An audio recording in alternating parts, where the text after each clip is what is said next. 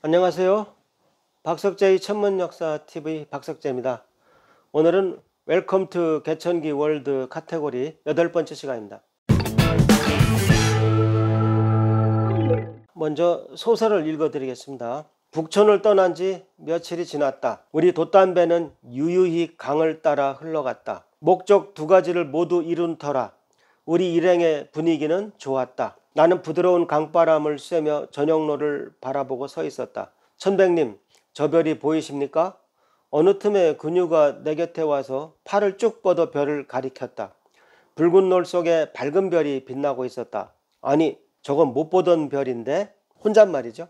난 너무 놀라 내 눈을 의심했다. 금성인가? 금성치고는 좀 어두운데. 아니지, 요즘 금성 새벽에 뜨잖아. 천백님, 행성이 확실합니다. 제가 이번 항해를 하면서 계속 관찰해 봤습니다. 분명히 다른 별들과는 운행이 뚜렷이 다릅니다. 그런데 어떻게 우리가 저렇게 운행이 뚜렷이 다른 행성을 놓칠 수가 있지? 비낙 생각에는 우리 신시 주위가 온통 산이지 않습니까? 그래서 저렇게 낮은 고도를 유지하는 행성은 발견하기가 쉽지 않았을 것으로 사료됩니다. 단지 그 이유 하나 때문은 아닐세. 더 결정적인 이유가 있을 거야. 우리가 얼마나 열심히 하늘을 뒤졌는데. 그렇다면 이유는 하나야. 저 별은 해에 가까이 붙어 있는 거야. 그래서 천문관들이 발견할 수 없었던 것이지. 무슨 뜻인지. 그러니까 금성처럼 해에 붙어 있는데 금성보다 훨씬 해에 가까운 거야. 그렇다면 몇 달 뒤에는 금성처럼 새벽에 보여야지. 만일 그게 확인된다면 그녀는 수성을 발견한 거야. 우리 천문학계 큰 문제를 하나 해결한 거라고. 그러니까 이 당시 상황이 목, 화, 토, 금, 수 중에 수성이 아직 발견 안 됐을 때입니다. 수성이 어디 있는가. 근데 이제 수성을 드디어 발견한 거죠. 아마 제가 생각하기에 오행성 중에서 수성이 가장 나중에 발견됐을 겁니다. 아마 이때쯤 수성 발견했다고 하면 6천년 전이니까 대충 맞을 겁니다. 우리 천문학계 큰 문제 하나를 해결한 거라고. 스승님, 금성은 약 10달은 새벽에 보이고 그 다음 10달은 저녁에 보였다 하지 않습니까? 그런데 이 별은 주기가 훨씬 더 짧을 것 같습니다. 별이 금성에 비해서 굉장히 빨리 운동합니다. 그럼 오래 기다리지 않아서 좋구나. 내가 옳다면 이 별은 반드시 몇 달 뒤 새벽에 보일 것이야.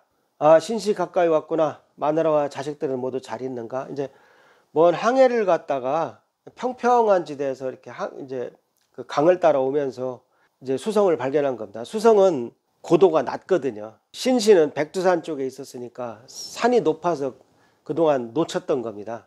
저는 그렇게 설정을 했어요. 지난번에 강의했던 내용 중에 다시 한번 말씀드릴게요. 그러니까 수성은 지구에서 봤을 때 요 각도 28도보다 더 해로부터 멀어질 수는 없어요. 지구에서 봤을 때 해로부터 해가 여기인데 수성이 여기 있을 수는 없다는 겁니다. 수성이 여기 있을 수는 없어요. 그러니까 수성은 항상 해 언저리에서 이렇게 돌 거 아니에요. 근데 이 각도가 28도를 넘어갈 수 없다는 거죠. 여기서 도니까 항상 이 해 언저리 있어야지 여기 있을 수는 없다는 얘기죠. 금성은 궤도가 크니까 48도까지, 이 각도가 48도죠. 그래서 그걸 갖다가 최대 이각이라고 부른다고 말씀드렸습니다. 그 최대 이각은 학교에서 이렇게만 배우면 무슨 뜻인지 하나도 모릅니다. 이렇게 배워야 합니다.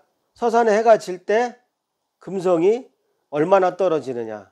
이 각도가 아무리 멀어도 48도를 넘을 수 없다는 겁니다. 그 당연한 거죠. 그러니까 여기서는 금성이 해를 이렇게 돌고 있는 겁니다. 돌고 있는데 우리가 옆에서 보니까 이렇게 왕복 운동하는 것처럼 보이는 거죠. 그러니까 왕복 운동을 하다 보니까 어떨 때는 이쪽에 해의 동편에 와 있는 거죠. 왜? 해가 먼저 졌으니까.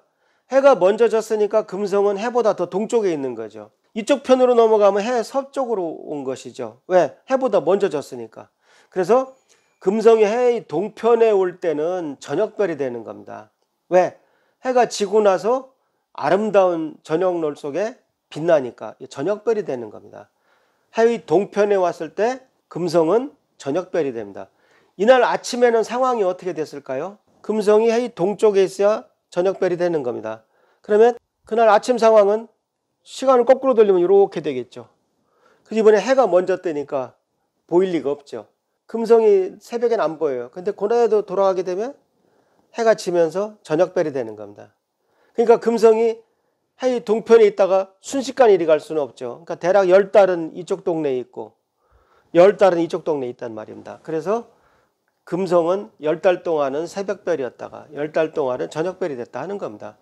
다시 한번 정리해드리면 이거 굉장히 중요합니다. 지구과학에서 시험에 잘 나요. 해보다 동쪽에 있으면 저녁별이 되고 해보다 서쪽에 있으면 새벽별이 됩니다. 그 소설에 이런 사파가 나오죠. 이게 그 당시 숫자로 28입니다. 수성은 해로부터 28도 이상 멀어질 수 없다. 금성은 48입니다. 해로부터 48도 이상 멀어질 수 없다. 그런 뜻입니다. 이런 문장이 소설에 나옵니다. 자, 읽어드리겠습니다. 금성은 해를 중심으로 10달 동안은 해의 동쪽으로 갔다가 다음 10달 동안은 서쪽으로 간다. 이거 아무것도 아니에요. 금성이 해를 돌다 보니까 천천히 돌다 보면 이쪽에서 10달이 있고 그 다음 또 이쪽으로 오면 이쪽에서 10달이 있고 원운동을 하지만 지구에서 보면 왕복운동으로 보이는 거고 그러니까 10달은 이쪽에 있고 10달이 이쪽에 있는 겁니다. 금성이 해보다 동쪽에 있으면 새벽에 해보다 늦게 떠오르기 때문에 아침에 볼 수 없다. 그러나 그날 저녁 금성은 해보다 나중에 지게 되어 아름답게 빛난다. 즉 금성이 해보다 동쪽에 있으면 저녁별이 되는 것이다. 마찬가지로 금성이 해보다 서쪽에 있으면 해보다 먼저 떠서 아침에 보이는 것이다. 해보다 더 서쪽에 있으니까 해가 더 동쪽에 있으니까 금성이 더 서쪽에 있으니까 금성이 먼저 뜨는 거죠. 즉 금성은 10달 동안 저녁에 보였다가 다음 10달 동안은 아침에 보인다. 근유가 발견한 행성은 새로운 행성임이 밝혀졌다. 계속 관측한 결과 2달 동안은 저녁에 보였다가 다음 2달 동안은 아침에 보이기를 반복했다. 그러니까 근유는 수성을 발견한 것이다. 6,000년 전 천문학자도 이 정도는 알았습니다. 그러니까 천문학자죠. 그러니까 오히려 현대인이 정확히 모르면 타임머신 타고 가도 가르쳐 줄 거 없어요. 배워야 됩니다. 금성은 해로부터 각거리로 48도 이상 멀어질 수 없다. 수성의 경우도 여러 번 관측한 결과 28도를 넘지 않았다. 그래서 우리는 그림과 같은 우주 그림을 얻었다. 그래서 이 그림을 보시게 되면 대천기의 우주관입니다. 자, 하늘천자 닮은 사람이 있어요. 자, 땅은 평평하다고 생각합니다. 요게 날일자입니다. 해라는 거죠.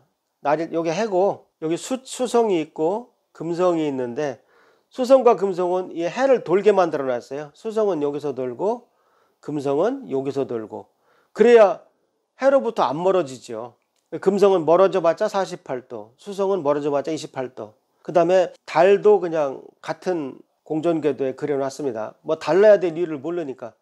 그 다음에 화성, 목성, 토성도 그냥 우주 어딘가에 다 같이 있겠지. 막연하게 그려놓은 천동설 우주관입니다. 동양에도 틀림없이 이런 우주관이 있었습니다. 소실됐거나 그래서 없어진 거지. 서양에서 천동설 우주를 생각했는데 동양에서는 그런 거 생각 못했다? 그럴 리가 없습니다. 동양에서도 내행성의 최대 이각, 외행성의 역행 같은 것은 다 이미 수천 년 전에 관측해서 알았습니다. 그 이유를 몰랐을 뿐입니다.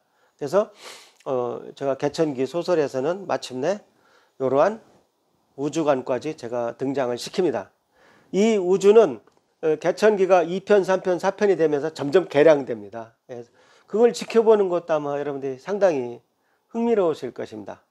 자, 오늘은 제가 개천기 우주관을 설명드렸습니다. 많은 구독 부탁드립니다.